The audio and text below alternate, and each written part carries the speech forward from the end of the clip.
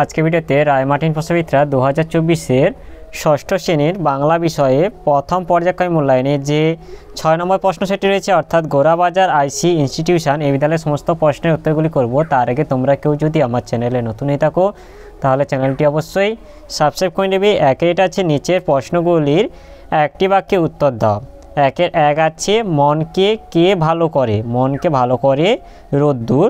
একদিকে হচ্ছে পার্বত্য অঞ্চলে যে গাছগুলো জন্মায় তাদের আকার কেমন, তাদের আকার হচ্ছে শঙ্কুর মতো। একদিকে 3 হচ্ছে কুমোরে পোকার চেহারাটি কেমন, এর উত্তরটি হলো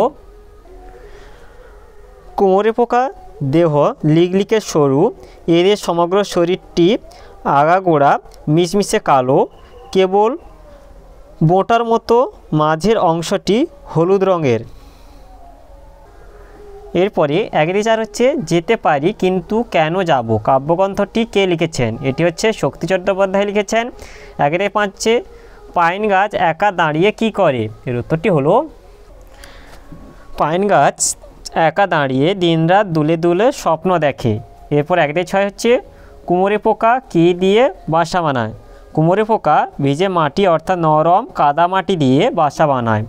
এরপর 2 হচ্ছে যে কোনো একটি প্রশ্নের উত্তর দাও। 2-1 আছে শঙ্কর স্বপ্নে এমু পাখিকে কেমন অবস্থায় দেখেছিল, এর উত্তরটি হলো শঙ্করের স্বপ্নে এমু বিরাট এক ছাই রঙের পাখি, অনেকটা বাজ পাখির মতো, তবে তার চেয়ে বড়।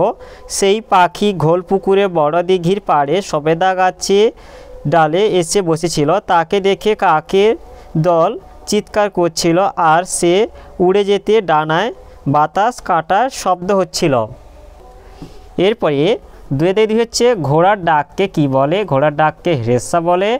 এরপরে কাস্টাং সাহেব বন্যজন্তুদের সঙ্গে কত বছর থেকেছেন, এটা হবে 40 বছর থেকেছেন। এরপর 3 হচ্ছে যে কোনো একটি প্রশ্নের উত্তর দাও। 3-1 আছে রাখাল গাছের তলায় শুয়ে কি দেখছে, নদীর ধারে কোন দৃশ্য কবিতায় ফুটে উঠেছে, এর উত্তরটি হলো রাখালরা গাছের তলায় শুয়ে দেখছে মেঘগুলি আকাশকে ছুঁয়ে যাচ্ছে।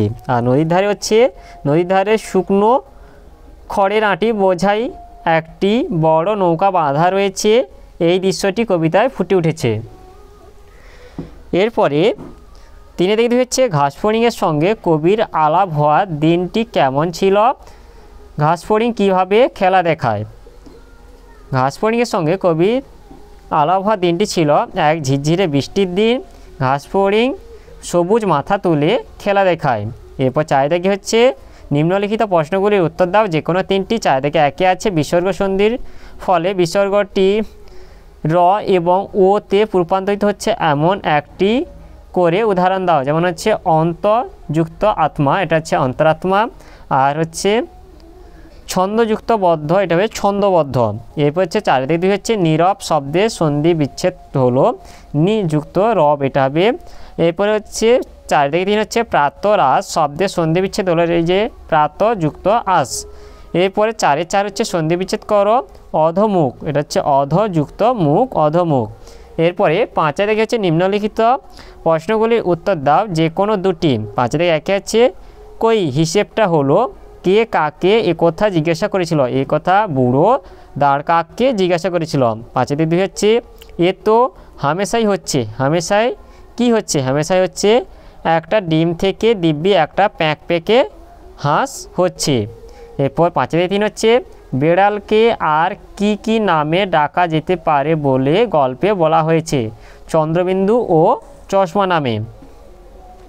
তাহলে আজকে ভিডিওতে আমরা ষষ্ঠ শ্রেণী বাংলা বিষয়ে যে 6 গোরাবাজার আইসি ইনস্টিটিউশন এই বিদ্যালয়ের সমস্ত প্রশ্নের উত্তরগুলি শেষ করলাম। আর তোমরা কেউ যদি আমার চ্যানেলটা এখনও সাবস্ক্রাইব করে রাখোনি তাহলে চ্যানেলটা অবশ্যই সাবস্ক্রাইব করে নেবে। ভিডিওটি ভালো লাগলে ভিডিওটিকে লাইক কমেন্ট ও শেয়ার করতে ভুলবে না।